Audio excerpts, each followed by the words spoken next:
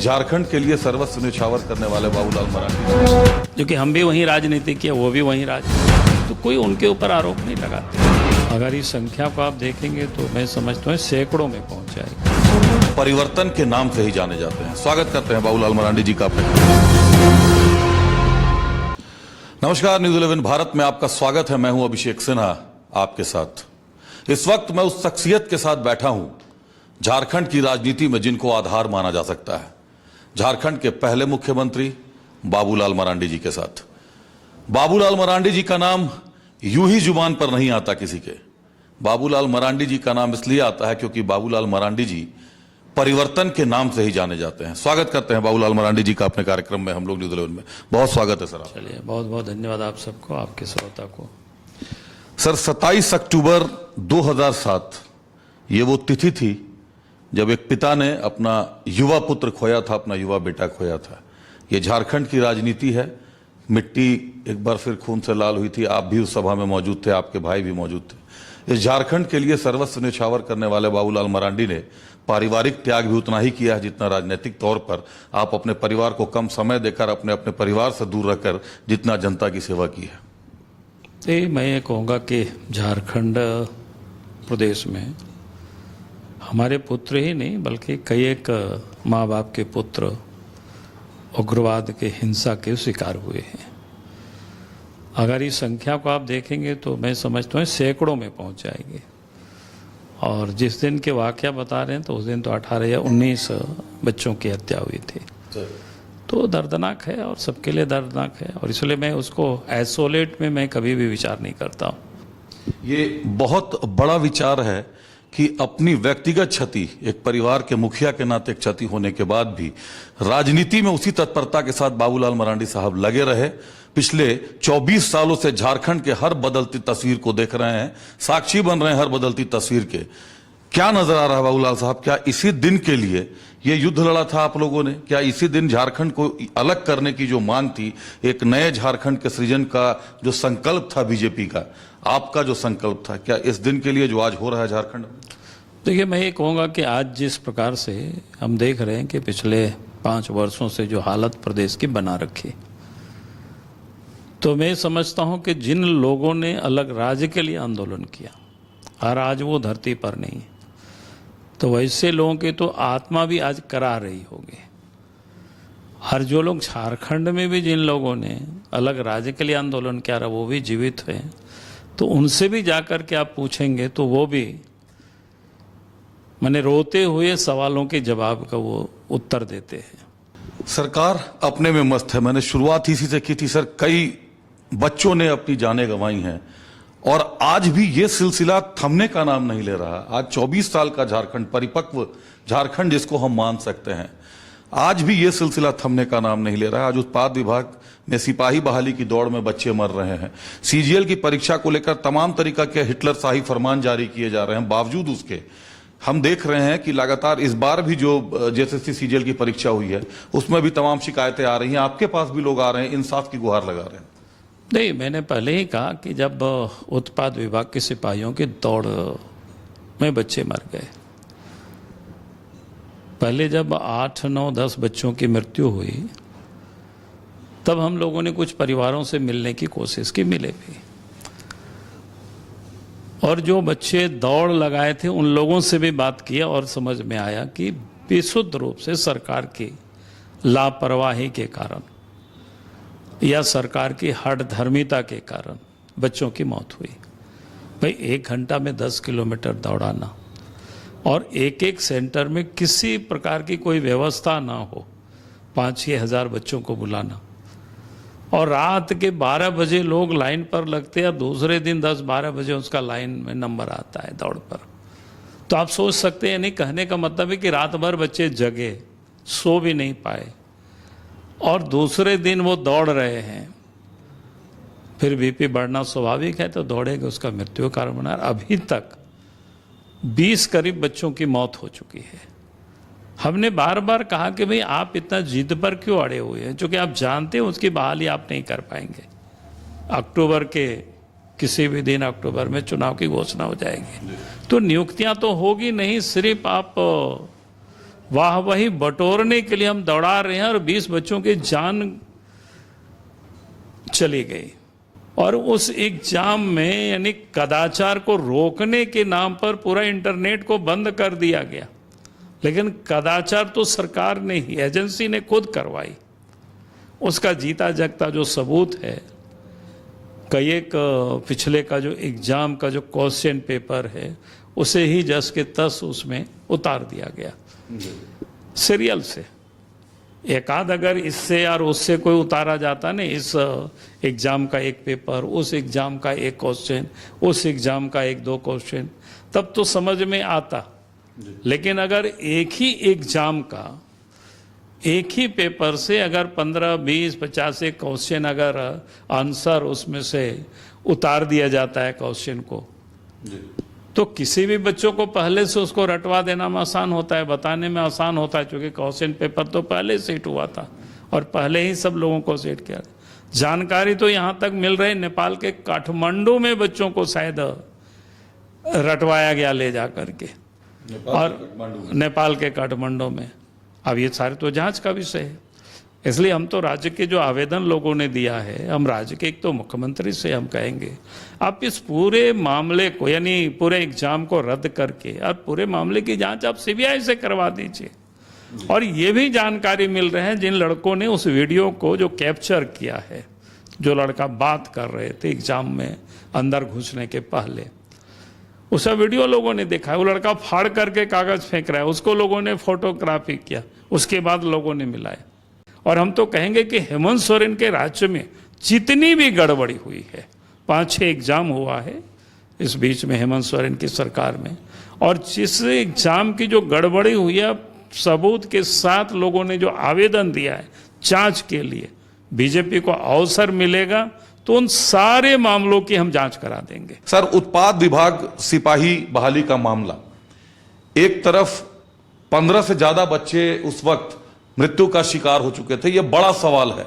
और झारखंड भवन के उद्घाटन पर मांदर की थाप पर झारखंड सरकार थिरक रही थी।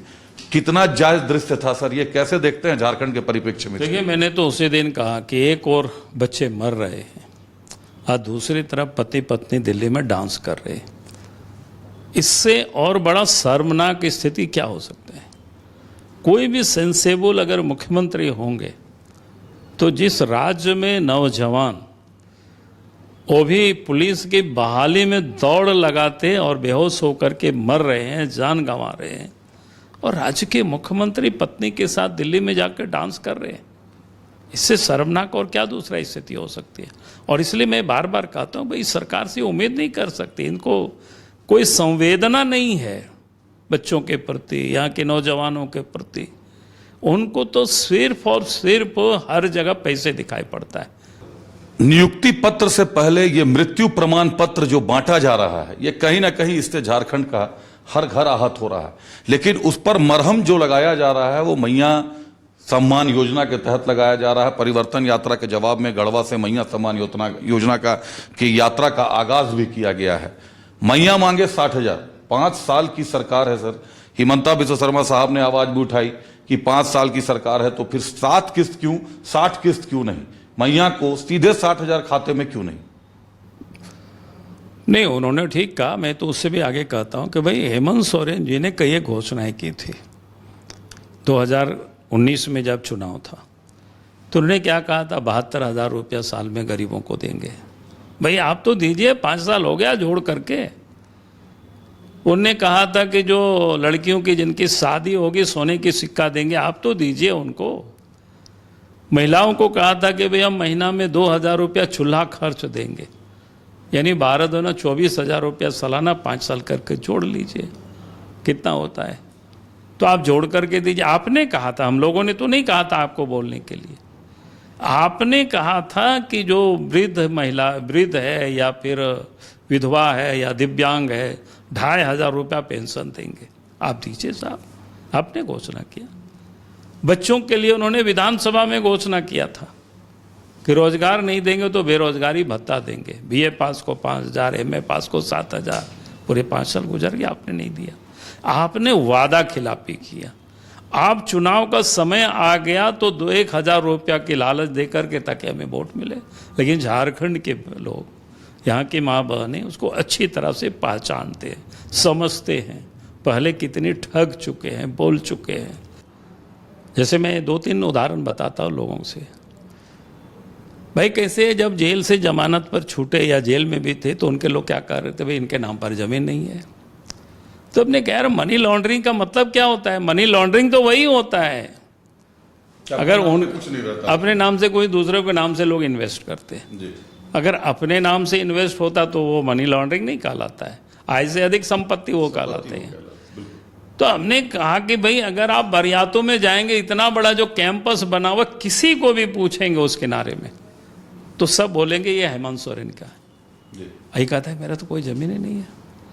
दूसरा मैं कह रहा था कि अभी जो लड़के लोग आए थे हमसे मिलने के लिए और उन लोगों ने बताया तो जिस प्रकार से क्वेश्चन पेपर को सेट किया गया, यानी पुराना कई एग्जाम का वो बहु उसको उतार दिया ताकि उनको पैरवी कराने में सुविधा हो। पहले से चीट भेजने जिसको बोलते हैं ना, 1-2 दिन पहले उसको अपना मैनेज करने कि भैया तुम उस समल का इतना से इतना नंबर का क्वेश्चन पढ़ लेना, याद कर लेना, कोई दिक्कत नहीं है। तो ये कौन करता है? जो सबसे शातिर जो चोर होता है, तेज होता है। देहात में हम लोग क्या कहावत है ना कि चोर के क्या बोलते हैं, 64 बुद्धि। तो ये लगता है कि वो सारी बुद्धि यही सब उन्होंने अप्लाई कर रखा है। नहीं तो इतनी बड़ी हरकत कोई दूसरा नहीं कर सकता है भाई।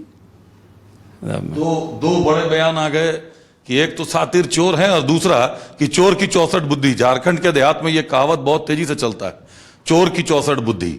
अब 64 बुद्धि का इस्तेमाल अगर होगा तो उससे कहां तक जनता प्रभावित होगी, कहां तक नेता प्रभावित होंगे, ये कहना अभी मुश्किल है। सर 2 चीजें आपने अभी कही, एक तो कि बहुत असमंजस की स्थिति है, करप्शन का जो मामला है।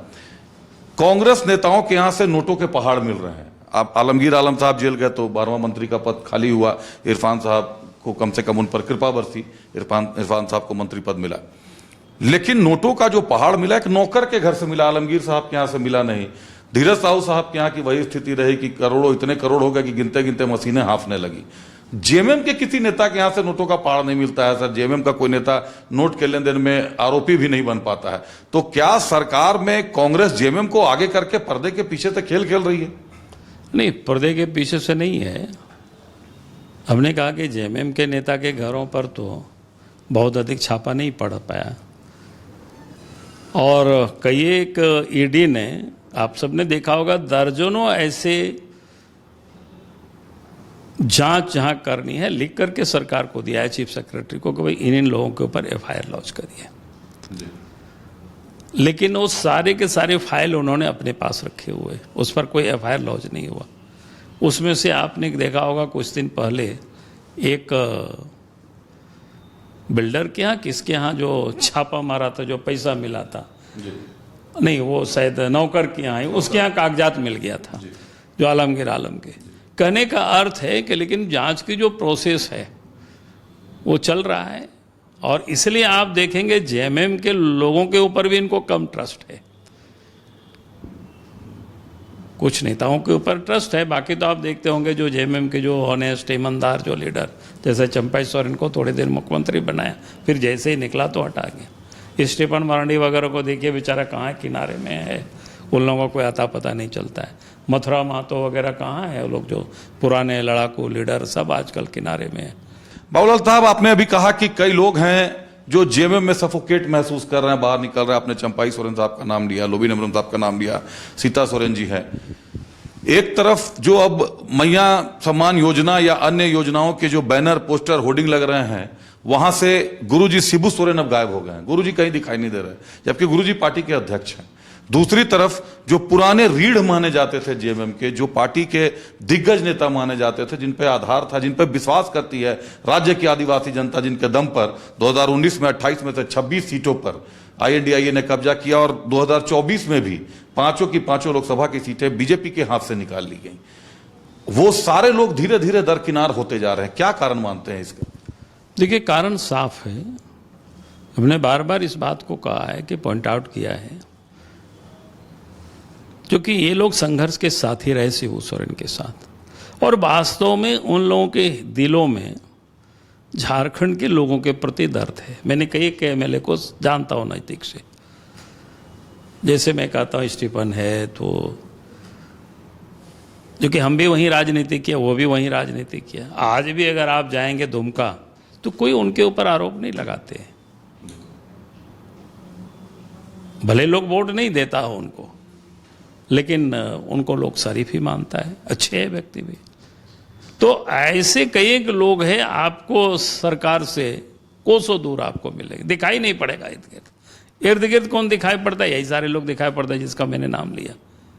चाहे कोई सत्ता के लिए जो दलाली करता हो, जो पैसे के लिए राजनीति में आए हुए, ऐसे लोग दिखाई पड़ते हैं। सवाल हैं, कई सवाल हमने पूछे भी, कई जवाब हमें मिले भी। बहुत बेबाकी से बाबूलाल साहब ने अपनी राय भी रखी झारखंड की जनता के लिए। निश्चित तौर पर झारखंड विधानसभा 2024 का चुनाव, आगामी चुनाव दिलचस्प होने वाला है। बने रहिए न्यूज़ 11 भारत के साथ। मुझे दीजिए इजाजत, नमस्कार।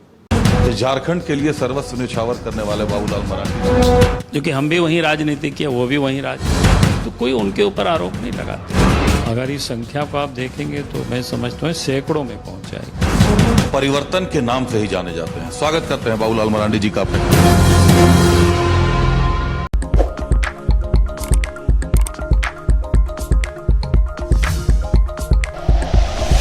Like and share videos, subscribe करें हमारा चैनल और प्रेस करें बेल आइकॉन। न्यूज़ 11 भारत, सच है तो दिखेगा।